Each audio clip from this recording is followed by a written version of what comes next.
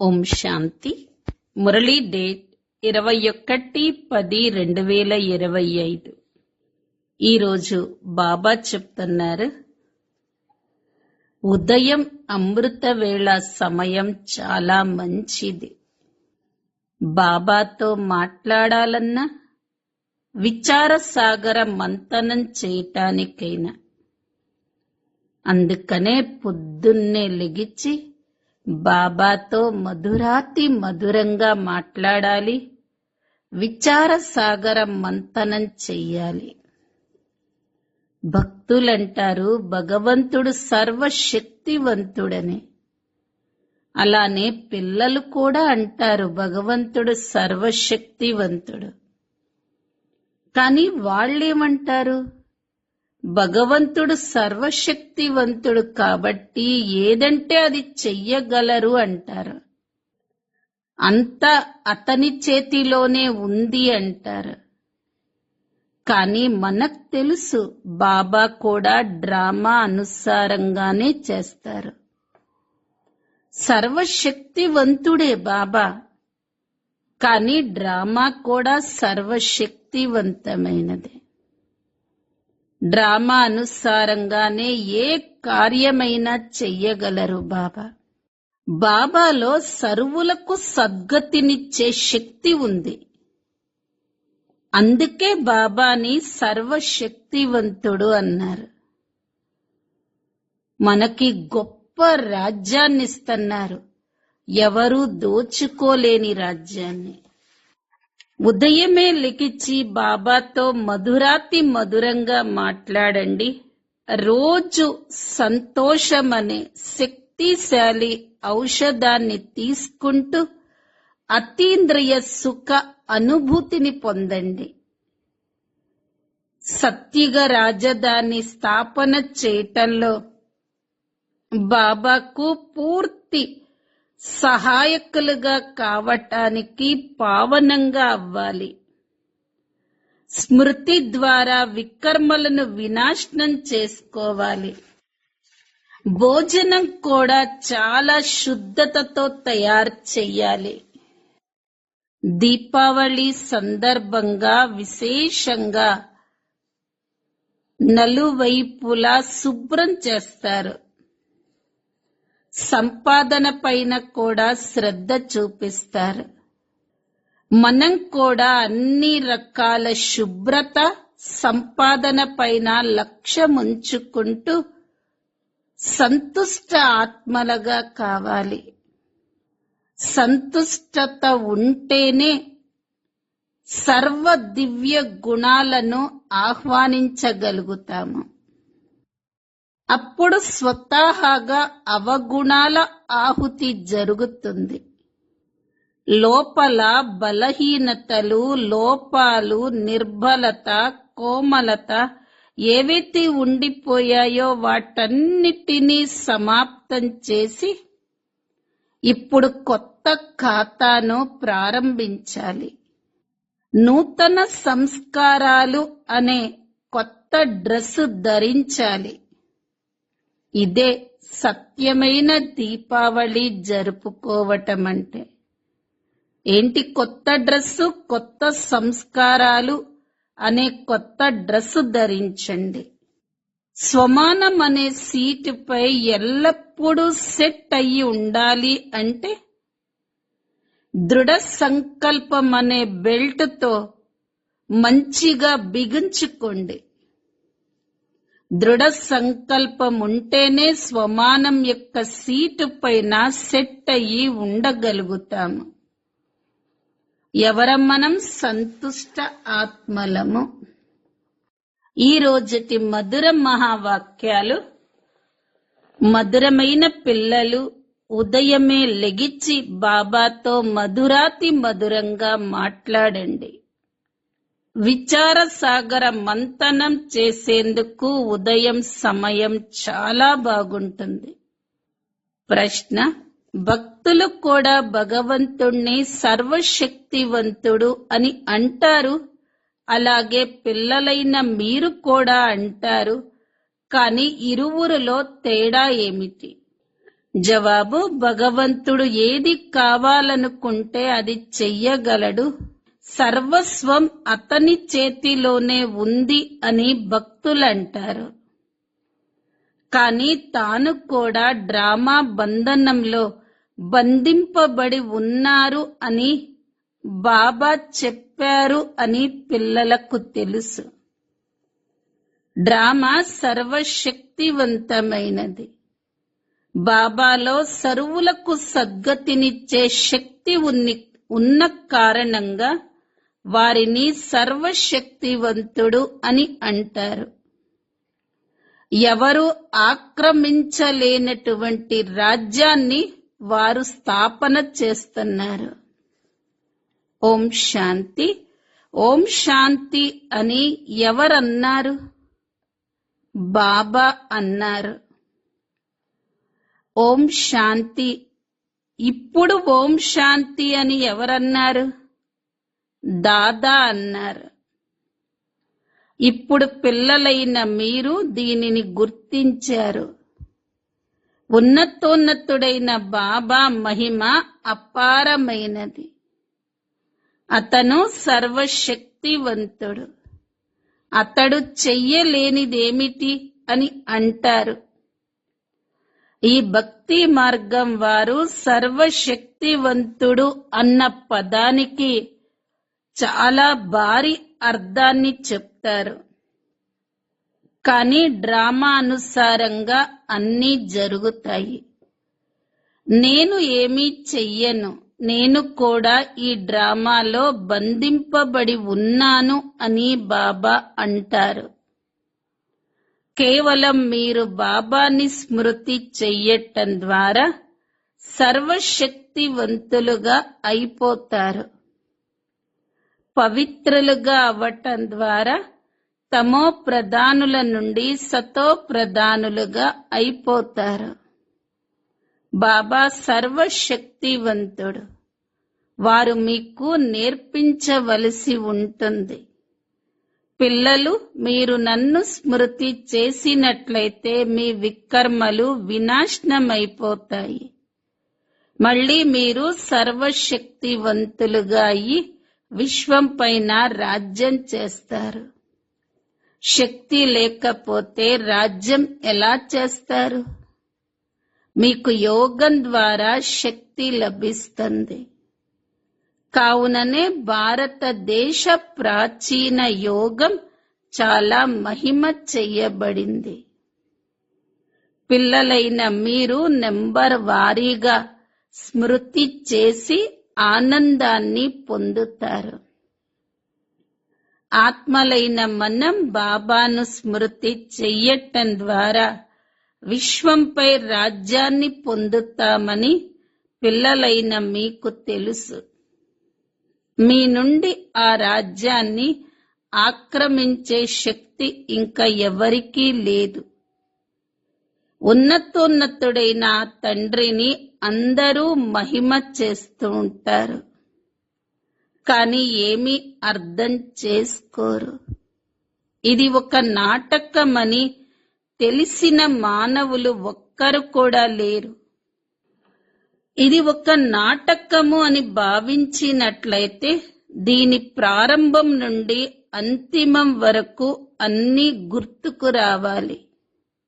లేకపోతే దీనినొక నాటకము అని అనటం కూడా తప్పే అవుతుంది. ఇదంతా ఒక నాటకం. ఇందులో పాత్రను అభినయించేందుకు మనమొచ్చాము అని కూడా అంటారు. మరి అలాగైతే ఆ నాటకంలోని ఆది మధ్య అంతాలు కూడా తెలిసి ఉండాలి కదా. మనం పైనుండి వస్తాము, కావుననే ఈ సృష్టి వృద్ధి పొందుతుంది కదా అని కూడా అంటారు.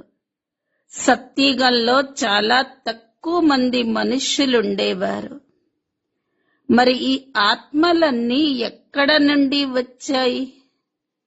ఇదంతా అనాదిగా రచింపబడి ఉన్న ఒక అవినాశీ నాటకమని ఎవరూ భావించరు. ఇది ఆది నుండి అంతిమం వరకు పునరావృతమవుతూ ఉంటుంది. సినిమాను ప్రారంభం నుండి అంతిమం వరకు చూసి మళ్ళీ దానిని తిరిగి చూసినట్లయితే చక్రం యథావిధిగా పునరావృతమవుతుంది. అందులో అంశం మాత్రం కూడా తేడా ఉండదు. బాబా కూర్చొని తన మధురాతి మధురమైన పిల్లలకు ఎంతో మధురంగా అర్థం చేయిస్తున్నారు. బాబా, మీరు ఎంత మధురమైన వారు. బాబా, ఇక మేము మా సుఖధామంలోకి వెళతాము. ఆత్మ పావనంగా అయిపోతే అక్కడ పాలు కూడా పావనమైనవి లభిస్తాయని ఇప్పుడు తెలిసింది. శ్రేష్టాచారులైన మాతలు చాలా మధురంగా ఉంటారు. సమయమనుసారంగా తమకు తామే పిల్లలకు పాలు పడతారు. అక్కడ పిల్లలు ఏడవవలసిన అవసరం ఉండదు. ఈ విధంగా వీటిని కూడా విచార సాగర మంథనం చెయ్యవలసి ఉంటుంది. ఉదయమే లెగిచి బాబాతో మాట్లాడినట్లయితే ఎంతో ఆనందం కలుగుతుంది.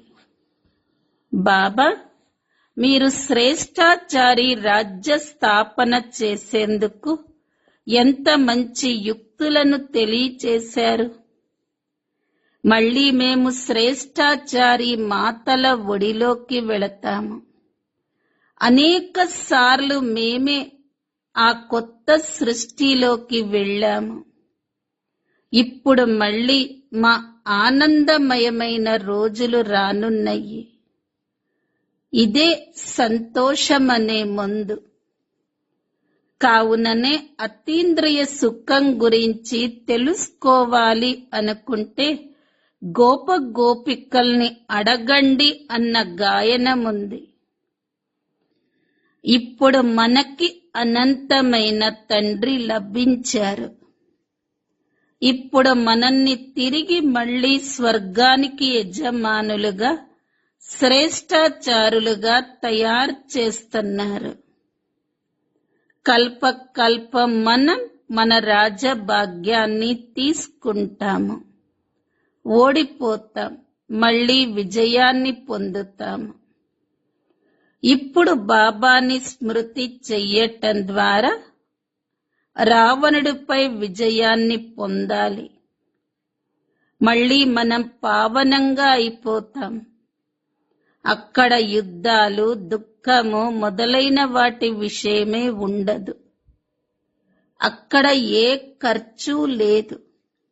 భక్తి మార్గంలో జన్మ జన్మాంతరాలు ఎంతో ఖర్చు చేశారు. ఎన్నో ఎదురు దెబ్బలు తిన్నారు. ఎంతో మంది గురువుల వద్దకెళ్లారు. ఇప్పుడు మళ్ళీ అర్ధకల్పం వరకు ఏ గురువుల వద్దకు వెళ్ళం. శాంతిధామం మరియు సుఖధామంలోకి వెళతాము. మీరు సుఖధామానికి వెళుతున్న యాత్రికులు. ఇప్పుడు దుఃఖధామం నుండి సుఖధామంలోకి వెళ్ళాలి. వారు మన తండ్రి. వారు ఎంత చక్కగా మనల్ని చదివిస్తున్నారు. మన స్మృతి చిహ్నాలు కూడా ఇక్కడ ఉన్నాయి. ఇది ఒక పెద్ద అద్భుతం. ఈ దిల్వాడా మందిర మహిమ అపారమైనది. ఇప్పుడు మనం రాజయోగాన్ని నేర్చుకుంటున్నాం. మరి దాని స్మృతి చిహ్నం తప్పకుండా తయారవుతుంది కదా. ఇది తప్పకుండా మన స్మృతి చిహ్నమే. బాబా, మమ్మ మరియు పిల్లలు కూర్చున్నారు.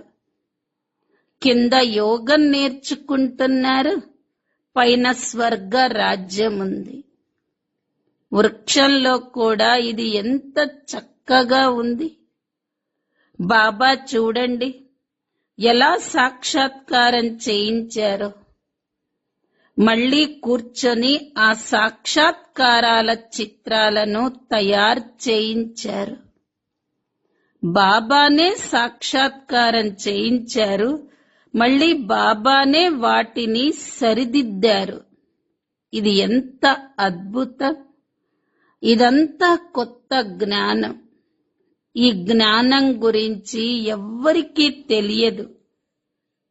బాబానే కూర్చొని అర్థం చేయిస్తారు. మనుషులు ఎంత తమో ప్రధానులుగా అవుతున్నారు. ఇది మనుష్య సృష్టి. అలా విస్తరిస్తూనే ఉంటుంది. భక్తి కూడా వృద్ధిని పొందుతూ పొందుతూ తమో ప్రధానమవుతూ ఉంటుంది. ఇక్కడ మీరు సతో ప్రధానంగా అయ్యేందుకు పురుషార్థం చేస్తారు. గీతలో కూడా మన్మనాభవ అన్న పదముంది. కానీ కేవలం భగవంతుడంటే ఎవరో వారికి తెలియదు. ఇప్పుడు పిల్లలైన మీరు ఉదయమే లెగిచి ఈ మనుష్యులకు భగవంతుడు పరిచయాన్ని ఎలా ఇవ్వాలి అని విచార సాగర మంథనం చెయ్యాలి. భక్తిలో కూడా మనుష్యులు ఉదయమే లెగిచి ఒక గదిలో కూర్చొని భక్తి చేస్తారు. అది కూడా విచార సాగర మంథనమే కదా. ఇప్పుడు మీకు జ్ఞానం అనే మూడవ నేత్రం లభిస్తుంది. బాబా మూడవ నేత్రాన్నిచ్చే కథను వినిపిస్తారు. దీనినే త్రినేత్ర కథ అని అంటారు. మూడవ నేత్రం ఇచ్చే కథ, అమర కథ, సత్యనారాయణ కథ, ఇవి ప్రసిద్ధమైనవి. వీటిని వినిపించేవారు ఒక్క బాబానే. అవే భక్తి మార్గంలో కొనసాగుతూ వచ్చాయి. జ్ఞానం ద్వారా పిల్లలైన మీరు సంపన్నులుగా అవుతారు. కావుననే దేవతలను పద్మాపతులు అని అంటారు. దేవతలు చాలా సుసంపన్నంగా పద్మాపతులుగా అవుతారు. కలియుగాన్ని సత్యుగాన్ని పోల్చి చూడండి. రాత్రికి పగలకు ఉన్నంత తేడా ఉంటుంది. మొత్తం ప్రపంచమంతా శుభ్రమయ్యేందుకు సమయం పడుతుంది కదా. ఇది అనంతమైన ప్రపంచం. భారతదేశం అవినాశి ఖండం. ఇది ఎప్పుడూ ప్రాయలోపమవ్వదు. అర్ధకల్పం ఈ ఒక్క ఖండమే ఉంటుంది. ఆ తర్వాత మిగిలిన ఖండాలు నెంబర్ వారీగా ప్రత్యక్షమవుతాయి. పిల్లలకు ఎంత జ్ఞానం లభిస్తుంది. ప్రపంచ చరిత్ర మరియు భూగోళం ఎలా పునరావృతమవుతుందో ఇక్కడికి వచ్చి అర్థం చేసుకోండి అని చెప్పండి. ప్రాచీన ఋషులకు మునులకు ఎంతో గౌరవం ఉంది. కానీ వారికి కూడా సృష్టి ఆది మధ్య అంతం గురించి తెలియదు. వారు హఠయోగులు. వారిలో పవిత్రతా శక్తి ఉంది. దాని ద్వారానే వారు భారతదేశాన్ని నిలబెట్టారు. లేకపోతే భారతదేశం ఏమై ఉండేదో కదా. ఇంటిని కూడా శుభ్రం చేస్తారు. అప్పుడే దానికి శోభ వస్తుంది. భారతదేశం చాలా ఉన్నతంగా పవిత్రంగా ఉండేది. ఇప్పుడు అదే పతితంగా అయ్యింది. అక్కడ మీ సుఖం కూడా చాలా సమయం ఉంటుంది. మీ వద్ద చాలా ధనం ఉంటుంది. మీరు భారతదేశంలోనే ఉండేవారు. మా రాజ్యం కూడా ఉండేది. ఇది నిన్నటి విషయం. ఆ తర్వాత మిగిలిన ధర్మాలొచ్చాయి. వారొచ్చి కొంత తీర్చిదిద్ది తమ పేరును ప్రసిద్ధం చేసుకున్నారు. ఇప్పుడు వారందరూ కూడా తమో ప్రధానంగా అయిపోయారు. ఇప్పుడు పిల్లలైన మీకు ఎంతో సంతోషం ఉండాలి. ఈ విషయాలన్నింటినీ కొత్త వారికి వినిపించకూడదు. ముందు బాబా పరిచయాన్నివ్వండి. తండ్రి నామ రూప దేశ కాలాల గురించి మీకు తెలుసా అని ప్రశ్నించాలి. ఉన్నతోన్నతుడైన ఆ తండ్రి పాత్ర ఎంతో ప్రసిద్ధమైనది కదా. ఇప్పుడు ఆ తండ్రే మనకు డైరెక్షన్ ని ఇస్తున్నారని పిల్లలైన మీకు తెలుసు. మీరు మళ్ళీ మీ రాజధానిని స్థాపించుకుంటున్నారు. పిల్లలైన మీరు నాకు సహాయకులుగా ఉన్నారు. మీరు పవిత్రులుగా అవుతున్నారు. మీకోసం పవిత్ర ప్రపంచం తప్పకుండా స్థాపించబడుతుంది. ఇప్పుడు పాత ప్రపంచం మారుతుంది అని మీరు వ్రాయచ్చు. మళ్ళీ ఈ సూర్య వంశం చంద్రవంశపు రాజ్యం ఉంటుంది. దాని తర్వాత రావణ రాజ్యం వస్తుంది. చిత్రాలను చూపించి అర్థం చేయించటం చాలా మధురంగా ఉంటుంది. వీటిలో తిథి తారీఖు అన్ని వ్రాసి ఉన్నాయి. భారతదేశ ప్రాచీన రాజయోగం అంటే స్మృతి. స్మృతి ద్వారానే వికర్మలు వినాశనమవుతాయి. అలాగే చదువు ద్వారా ఉన్నత పదవి లభిస్తుంది. దైవీ గుణాలను ధారణ చెయ్యండి. కానీ మాయా తుఫాన్లు తప్పకుండా వస్తాయి. ఉదయమే లెగిచి బాబాతో మాట్లాడటం చాలా మంచిది. భక్తి మరియు జ్ఞానం ఈ రెండింటి కోసం ఈ సమయం మంచిది. మధురాతి మధురమైన మాటలను మాట్లాడాలి. ఇప్పుడు మనం శ్రేష్టాచారి ప్రపంచంలోకి వెళతాము. వృద్ధుల మనస్సులో తాము శరీరాన్ని వదిలిన తర్వాత గర్భంలోకి వెళతాము అని ఉంటుంది. బాబా ఎంత నశాను కలగచేస్తారు. ఈ విధంగా కూర్చొని మాట్లాడుతున్నట్లయితే మీ ఖాతాలో జమ అవుతుంది. శివ్ బాబా మనల్ని నరకవాసుల నుండి స్వర్గవాసులుగా తయారు చేస్తున్నారు. మొట్టమొదట మనమే వస్తాము. మనం మొత్తం ఆల్రౌండ్ పాత్రను అభినయించాము. ఈ చిచి శరీరాన్ని ఇక వదిలేయండి అని బాబా అంటారు. దేహ సహితంగా మొత్తం ప్రపంచమంతటిని మర్చిపోండి. ఇది అనంతమైన సన్యాసం. అక్కడ కూడా మీరు వృద్ధులైనప్పుడు తాను మళ్ళీ చిన్న పిల్లవాడిలా అవుతాను అన్నది సాక్షాత్కారం అవుతుంది. ఎంతో సంతోషం కలుగుతుంది. బాల్యం అన్నింటికన్నా మంచిది. ఈ విధంగా ఉదయం కూర్చున్నప్పుడు విచార సాగర మంథనం చెయ్యాలి. పాయింట్స్ వెలువడినట్లయితే మీకు ఎంతో సంతోషం కలుగుతుంది. ఈ ఆనందంలో గంటన్నర గడిచిపోతుంది. ఎంత అభ్యాసం అవుతూ ఉంటుందో అంత సంతోషం పెరుగుతూ ఉంటుంది. ఎంతో ఆనందం కలుగుతుంది. మళ్ళీ నడుస్తూ తిరుగుతూ కూడా స్మృతి చెయ్యాలి. ఎంతో ఖాళీ సమయం ఉంటుంది. విఘ్నాలు కూడా తప్పకుండా వస్తాయి. ఇందులో అనుమానమేమీ లేదు. వ్యాపారంలో మనుష్యులకు నిద్ర రాదు. బద్ధకస్తులు నిద్రపోతారు. మీరు ఎంత వీలైతే అంత శివ్ బాబాని స్మృతి చేస్తూ ఉండండి.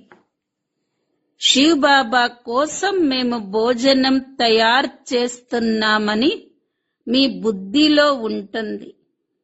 శివ్ బాబా కోసం మనం ఈ పని చేస్తున్నాము. భోజనాన్ని కూడా శుద్ధతతో తయారు చెయ్యాలి. గొడవలు తీసుకొచ్చే విషయాలేవి ఉండకూడదు. బాబా కూడా స్మృతి చేస్తారు. మధురాతి మధురమైన ఆత్మిక పిల్లలకు మాతా పిత బాప్ దాదాల ప్రియ స్మృతులు మరియు గుడ్ మార్నింగ్. ఆత్మిక పిల్లలకు ఆత్మిక తండ్రి నమస్తే. ఆత్మిక పిల్లలవి ఆత్మిక తల్లి తండ్రులకు ప్రియ స్మృతులు, గుడ్ మార్నింగ్ మరియు నమస్తే. ధారణ కొరకు ముఖ్య సారం. మొదటి పాయింట్, ఉదయమే లెగిచి బాబాతో మధురాతి మధురంగా మాట్లాడాలి. రోజు సంతోషమనే శక్తిశాలి ఔషధాన్ని తింటూ అతీంద్రియ సుఖాన్ని అనుభవం చేసుకోవాలి. రెండో పాయింట్, సత్తిగా రాజధానిని స్థాపన చెయ్యటంలో బాబాకు పూర్తి సహాయకులుగా అయ్యేందుకు పావనంగా కావాలి. స్మృతి ద్వారా వికర్మలను వినాశనం చేసుకోవాలి. భోజనాన్ని కూడా శుద్ధతతో తయారు చెయ్యాలి. వరదానం, దివ్య గుణాల ఆహ్వానం ద్వారా సర్వ అవగుణాలను ఆహుతిని ఇచ్చే సంతుష్ట ఆత్మా భవ. దీపావళి సందర్భంగా విశేషంగా శుభ్రం చేస్తారు మరియు సంపాదనపై శ్రద్ధ పెడతారు. అలా మీరు కూడా అన్ని రకాలుగా శుభ్రత మరియు సంపాదనపై లక్ష్యముంచుకొని సంతుష్ట ఆత్మలుగా అవ్వండి. సంతుష్టత ద్వారా సర్వ దివ్య గుణాల ఆహ్వానాన్ని చెయ్యగలరు. అప్పుడిక స్వతహాగానే అవగుణాల ఆహుతి జరుగుతుంది. లోపల బలహీనతలు, లోపాలు, నిర్బలత, కోమలత ఏవైతే ఉండిపోయాయో వాటిని సమాప్తం చేసి ఇప్పుడు కొత్త ఖాతాను ప్రారంభించండి మరియు నూతన సంస్కారాలు అనే నూతన వస్త్రాలను ధరించి సత్యమైన దీపావళిని జరుపుకోండి. స్లోగన్, స్వమానం అనే సీటుపై ఎల్లప్పుడూ సెట్ అయ్యి ఉండాలంటే దృఢ సంకల్పం అనే బెల్ట్తో మంచిగా బిగించుకోండి. అవ్యక్త ప్రేరణ పాయింట్, స్వయం కోసం మరియు సర్వుల కోసం మనస్సు ద్వారా యోగ శక్తులను ప్రయోగించండి. శాంతి యొక్క ప్రయోగాన్ని ముందుగా స్వయం కోసం తనువు యొక్క వ్యాధిపై చేసి చూడండి. ఈ శక్తి ద్వారా కర్మ బంధన రూపం మధురమైన సంబంధ రూపంలో మారిపోతుంది. ఈ కర్మ భోగం, కర్మ యొక్క కఠిన బంధనం సైలెన్స్ శక్తి ద్వారా నీటిపైన గీతలాగా అనుభవమవుతుంది. అనుభవించేవారు కారు, కర్మను అనుభవిస్తున్నాను అని అనుకోరు. కానీ సాక్షి దృష్టాగా అయ్యి ఈ లెక్కాచారం యొక్క దృశ్యాన్ని కూడా చూస్తూ ఉంటారు. మాతేశ్వరి గారి అమూల్య మహావాక్యాలు. ఈ అవినాశి ఈశ్వరీయ జ్ఞానాన్ని ప్రాప్తి చేసుకునేందుకు ఏ భాషను నేర్చుకోవలసిన అవసరం లేదు. మన ఈ ఈశ్వరీయ జ్ఞానం ఏదైతే ఉందో అది చాలా సహజము మరియు మధురమైనది. దీని వలన జన్మ జన్మాంతరాల వరకు సంపాదన జమ అవుతుంది. ఈ జ్ఞానం ఎంత సహజమైనదంటే దీనిని ఎవరైనా మహానాత్మలైన అహల్యల లాంటి రాతి బుద్ధి ఉన్నవారైనా ధర్మాత్మలైన పిల్లల నుండి పెద్దల వరకు ఎవరైనా ప్రాప్తి చేసుకోవచ్చు. చూడండి, ఇంత సహజమైనదే కాని ప్రపంచంలోని వారు ఈ జ్ఞానాన్ని చాలా కష్టమైనదిగా భావిస్తారు. మేము చాలా వేదాలు, శాస్త్రాలు, ఉపనిషత్తులు చదివి పెద్ద పెద్ద విద్వాంసులుగా అయ్యాము.